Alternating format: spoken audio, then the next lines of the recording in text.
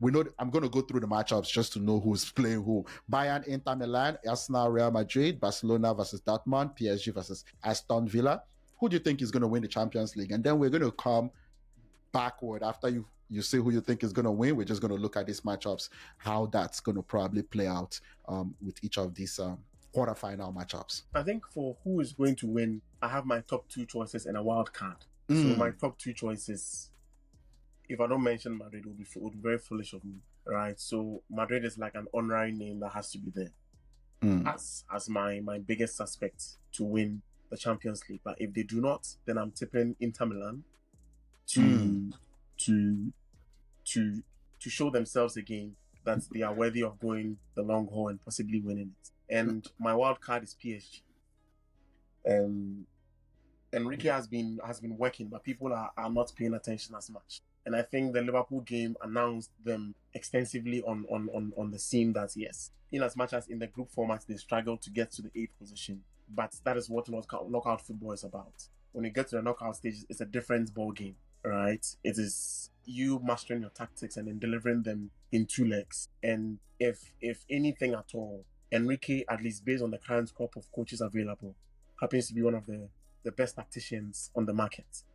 So it is not surprising that, especially the midfield component of PSG looks this good in terms of flair, in terms of the ease of play, in terms of transitions. And who knew Dembele would play this well at 27, having the form of his life at this point. And then they've added in Kvaratskhelia, who on a good day can turn you inside out. And there's Bakula, who's also a very bad boy, who can teach you lessons. If you do not believe me, go and ask Van Dijk and Konate. Right? They don't care. It's like the front three can just interswitch and make your life a living hell on any given day, right? So I have PSG as my wild card in this case, but my top two, Madrid first, Inter second. Oh yeah, I think that's an interesting take, right?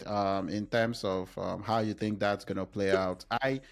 After watching the performance of PSG versus Liverpool, PSG is right there right now. I think they also got a good matchup against Aston Villa. So if they can't handle that, then maybe I thought too highly of them too early. But that attacking trio, Kvaratskhelia, you got Ousmane Dembele. I've always been an admirer of Ousmane Dembele's game. I just always give him the excuse that he can't stay healthy.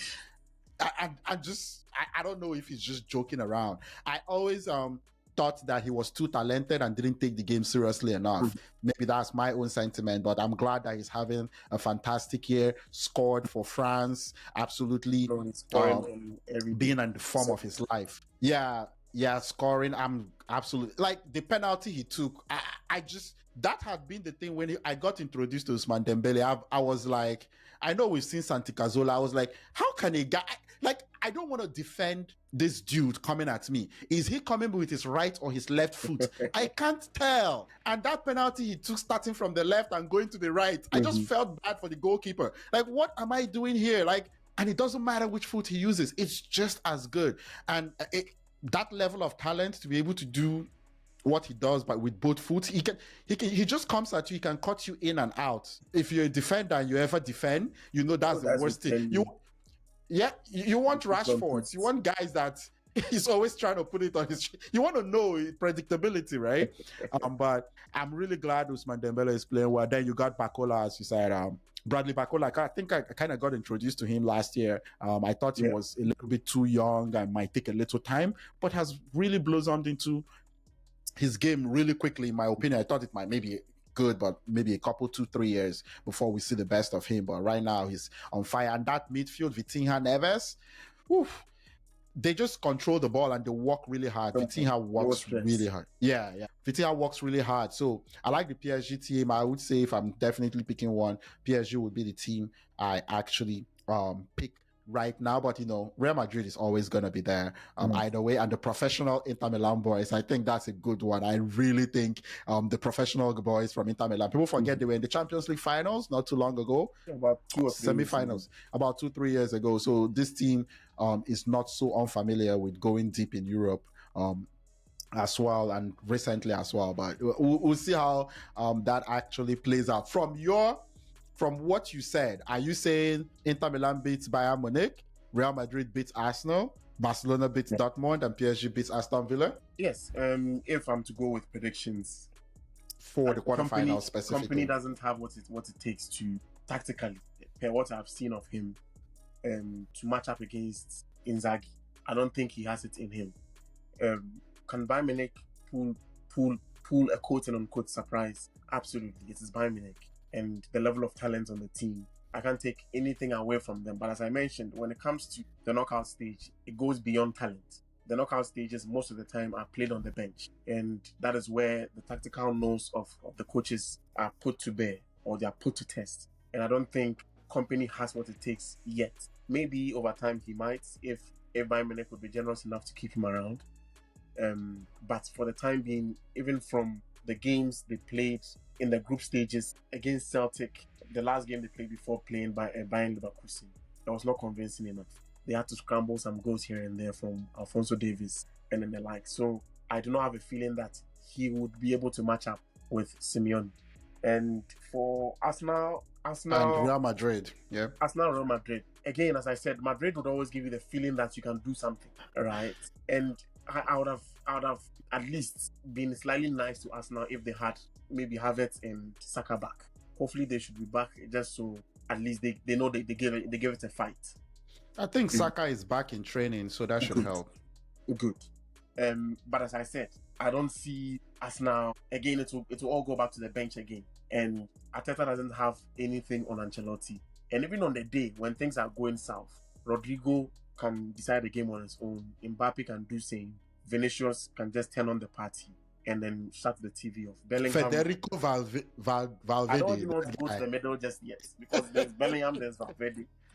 Yeah, these are boys. These are like I call them war generals. They are seasoned in preparation because they've been on the battlefield for goodness knows how long, and then they know what it takes to play at that level, right? So it will all come down to these fine margins, and I don't see us now having that X factor to go above and beyond against a team like Real Madrid. And when we come to PSG Aston Villa, I actually see that to be a very cagey game, because Unai Emery is a very good coach. The Aston Villa team, people do not pay attention to them as much, but they have very good players. Oli Watkins is good. Marco Asensio has been fantastic since joining on loan. Rashford has been assisting him week in, week out.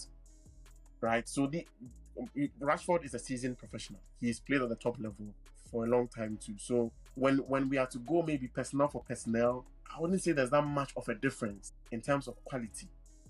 Not quality, pardon me. But in terms of production, maybe. Yeah, you see, there are world-class players, and then there are good players who are becoming world-class.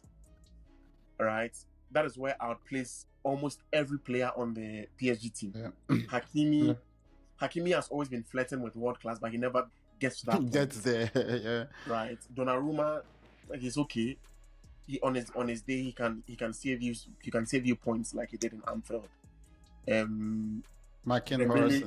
Dembele, Marquinhos, Nuno Mendes, like very, very, very, very good players, right? And I can see the same for Aston Villa. Maybe they would pale slightly in comparison, but Oli Watkins is a very good player. Rashford is fantastic. Tillemans, yeah.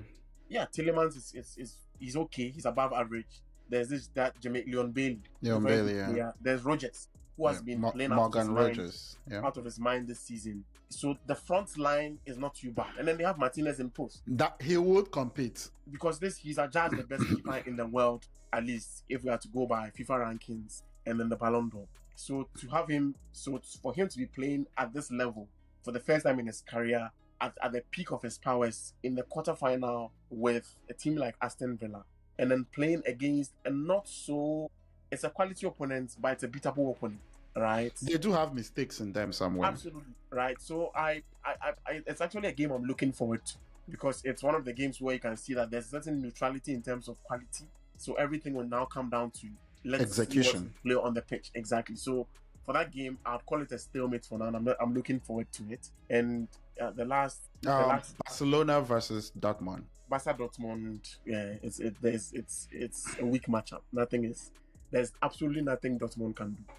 I actually think Lamine Yamal and Rafinha and There's Lewandowski absolutely attack. nothing. Pedri, Gavi. There's absolutely nothing if they can go and consult gods.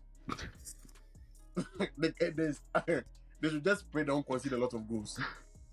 I'm happy for Seu Gurasi. He scored like 10 or 11 goals in this campaign, which is very good for an African player, especially given Salah's form this season.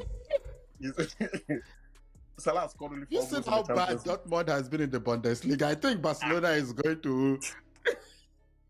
This is a game where you can sleep. When you wake up, you ask how many goals did Barca score.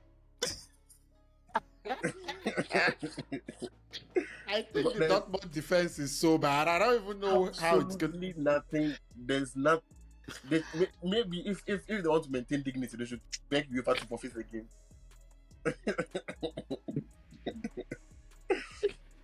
So that's not a matchup at all, right? No, but I think I would have to rethink my choices for the winners. Barcelona is looking very good too. Good, Lamine Yamal, Lewandowski. Yes, I think I'll change it. So my top Barcelona, my top Real Madrid, second Barcelona, and then my wild card is PSG. Inter Milan. Inter Milan. Okay, so PSG is out. Oh Yes. no, Barca has been playing really well. That's why I said the matchups that we're getting this Champions League. Usually, you don't get to the semi-finals before getting this intriguing matchups. We're getting it in the quarterfinals and stuff. So it's and for sure the semi-final and final is gonna be straight up. Exactly. Beautiful matchups to actually see. So so now your hierarchy for this is Real Madrid, Barcelona, and then Inter Milan. Inter Milan, yes. No, the good thing with the hierarchy is that we are not even getting 2 of these teams playing each other. There's a very good chance all 4 teams or so find way into a semi-final. So that would be a fun scenario to actually look at.